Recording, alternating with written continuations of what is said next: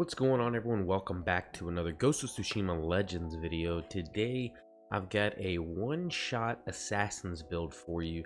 This is a pretty sweet build. Now I'm going to go over how well this works and how to use this in solo, and some things you can change to make this more viable in like survival. And this isn't just solo, I would say this is more of a story mission build, whereas what I'll show you after is going to be more of a survival build. So let's go ahead and jump right into this, guys. But before we do, if you enjoyed this video, make sure to like and subscribe. It really helps out the channel. You guys have been very generous here as of late, helping the channel grow, and I've really appreciated it, guys. So thank you so much. Let's go ahead and take a look at what we have here, guys. And the gear, most of it is pretty straightforward, so I'll just touch on some of it briefly. We'll talk about some of the more important pieces here in a second. So I have the water katana. Water katana is the water stance is my favorite. This isn't my favorite role, but I do like melee resolve gain. I like doing the counter attacks. I would rather have a damage increase or Oni damage, but I would rather have melee damage, Oni damage, or stagger damage, but that's okay. I may end up just re-rolling that. That is a possibility. Poison Blade's actually pretty good. I don't mind poisoning the enemies, so that is it for the katana. Nothing overly special, I would say. But moving down here, guys, for the longest time I just used the blowgun with hallucination darts, and that's really the key, the hallucination darts, because when you have one that has hallucination darts, you also get access to the poison dart, which can get enemies into that staggered state, and as well as the weakened darts, and that's actually pretty crucial for a lot of the higher level enemy, the higher level Oni enemies, especially on like nightmare difficulty. So, but I just recently got the Heaven Sting, and I really like this one right here. Your darts have a 20% chance to instantly kill non-Oni targets, which is pretty good, because again, we're trying to go for one-shotting enemies, so if you can get that with a dart, that's even better. And then it has the hallucination darts, which is again part of what we're going for. So the status effect duration, status effect damage, pretty good. You know, the hallucination lasts longer, and your weaken lasts longer, and the poison lasts longer and does more damage. With this one I had more stealth and status effect damage, so not a huge trade-off. So I really like this though, guys. I've been using it here a little bit lately, and I think it's actually pretty good. I really like it. So that's what we've got on here, but again, hallucination darts is really the key for what we're going. And so next we have the stealth charm, and the stealth charm gives you stealth attack damage and status effect damage. Now, I like this one because I get increased maximum resolve, and when we get down to the techniques, you're going to understand why I want to have more resolve for this build. And that's why kind of the melee resolve gain helps out a little bit too with that. So, maximum resolve. I do have one on here that's actually gives me more damage increase and stealth, but it doesn't have the maximum resolve, which again, it's not a huge trade-off. This is actually a really good substitute for that, but I prefer this one right here. Now, one thing I will say, guys, is if you have a really good assassin charm, I would say to use that. I'm going to try and re-roll this. There is a possibility that you can actually get down here, you can actually get, I don't see it on my list, but you can get chain vanish on here as well, and that could allow you to open up more opportunities in your techniques that you have, as opposed to having the technique that we'll get to in a minute that gives you chain vanish.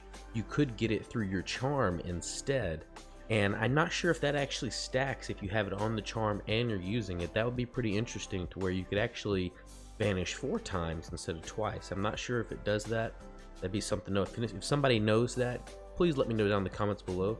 Again, I'm going to try and get a roll on that and see what we can get. But if you have a really good assassin charm, I would say probably use that. Other than that, guys, stealth charm. So we got stealth attack damage and the status effect damage. Not a huge fan of the status effect damage. I would probably try and re-roll that, but I really like the increased resolve and the stealth attack damage.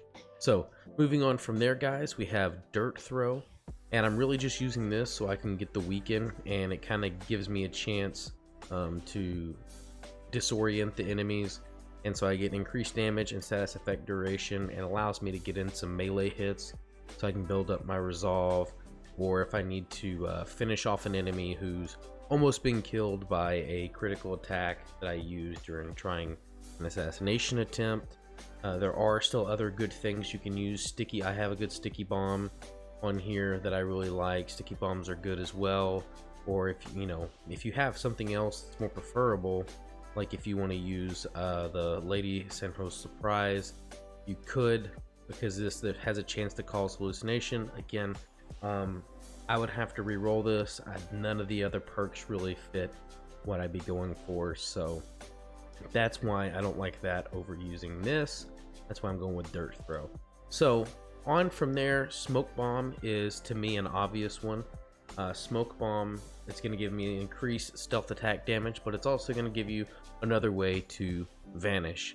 So another opportunity to get a assassination or a critical strike on, and that's really what we want to go for. Now, I will throw this if you're playing survival and you're playing in one of these bigger groups, maybe using like the Mist of Yagata, or even if you're just playing on story and you feel like you guys are a little bit on the squishy side, or you're not as good at avoiding hits, maybe this to give you some healing, a slight bit of healing, then maybe go for something like that if you have a good roll on it. Other than that, I really like this Smoke Bomb right here, guys. This is what we're going for. So moving on from that, let's go ahead and check out the techniques, and we'll see how they really complement each other in what we're going for. So for story mission wise, again, I would suggest using the Toxic Vanish rank 1 with this build, and this is going to deal stagger damage to enemies. Again, that's going to cause them to stagger, and you can actually get them to stagger again with your poison darts from your blowgun. If not, now if you're playing survival, you're probably going to want to go for the Vanish. That way you and your allies can, especially on the higher difficulty survivals. That way when you get into a bit of a bind, gives you guys a bit of time to kind of get out of there and maybe get a free kill on a set of enemies. You could use this in story just for the 2 people, or even if you're trying to solo something, because the cooldown is lower, and again, you're just missing out on the stagger damage really. And that's kind of what the key for this one, but you do have a 12-second longer cooldown as opposed to your group vanish. So moving on from that though, in perk 1, guys, we have Super Strike, and this is where the increased resolve comes in that we get an additional maximum resolve, because we want to be able to do the Super Strike to perform either a super assassination or a super crit attack.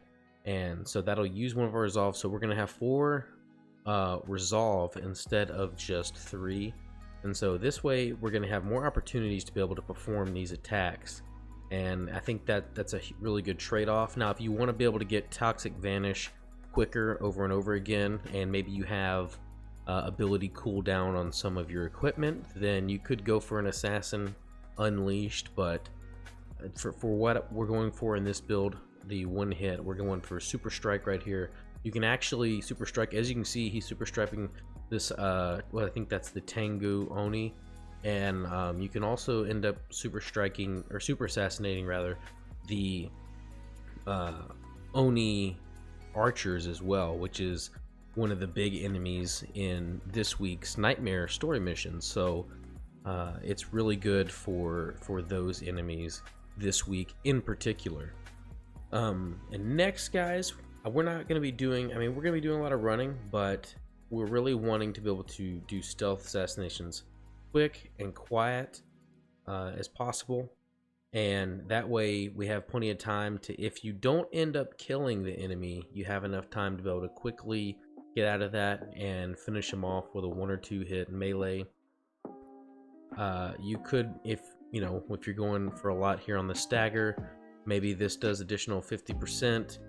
Not a huge thing, again, because you get a pretty good amount of blow darts, and like you just saw with the Toxic Vanish, it's not going to be too hard to stagger these guys, believe it or not. So I don't really think that's particularly useful.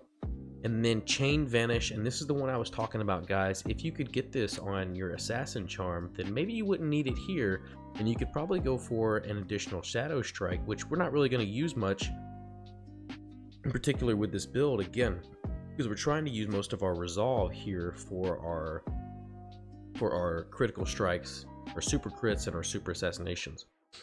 If you really have 2 legendaries you want, though, instead, if you were able to get that on your charm, you could actually go over here and you could have an additional legendary in particular, instead of taking up this chain vanish slot right here.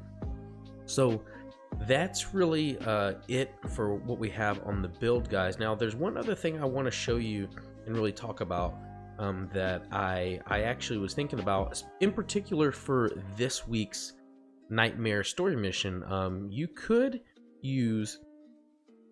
You could end up coming over and using the Shogun's Fortitude, because in case you don't know, the enemies, when you kill them, they, over time, after a little bit, they leave a poisonous cloud that can poison you, and it really can put you in a bind, especially in the chapter 3 of this week's Nightmare mission, when you have to defend the point.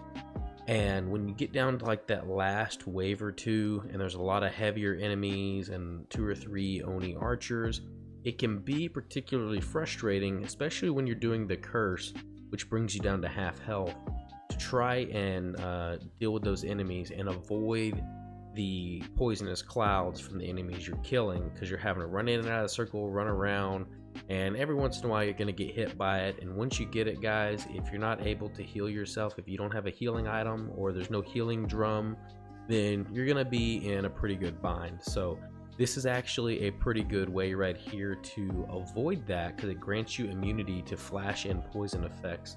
So you could actually use this if you're having a lot of issues with that, and this would be a good workaround for it. So again, if you could get a charm, then you wouldn't have to use Toxic Vanish, but then you wouldn't be able to use this.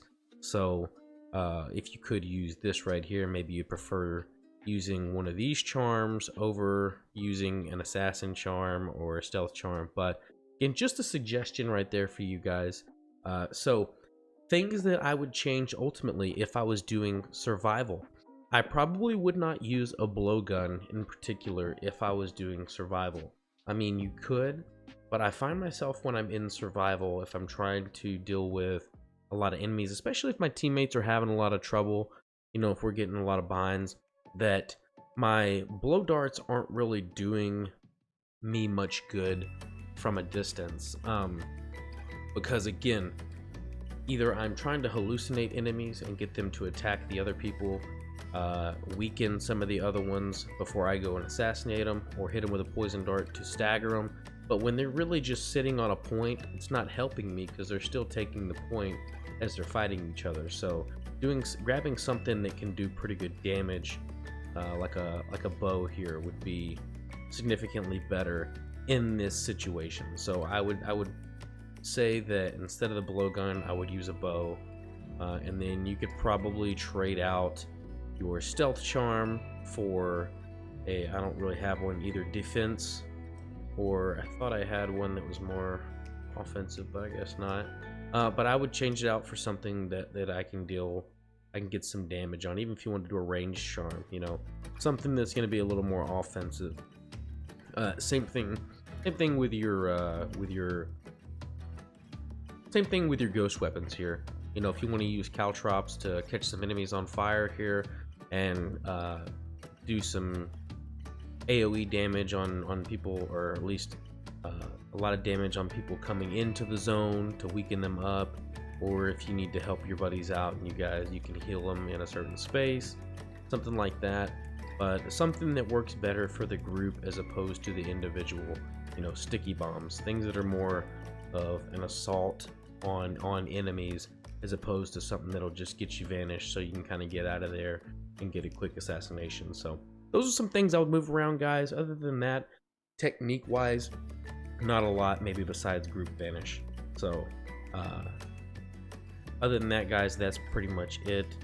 Let me know what you guys think of this build in the comments below. I really like it. It is very much a one-shot build in most situations, even on some of the Oni enemies, especially once you hit them with weakened, and whenever you can kind of stay in the shadows and use hallucination darts and everything to let them do the dirty work for you in some of these story missions. So I really like this build, guys. Let me know what you think. Let me know what you would change about it, or some a different kind of build that you use in particular that you really like. Let me know in the comments below, guys. I'm always up for trying different builds and different things.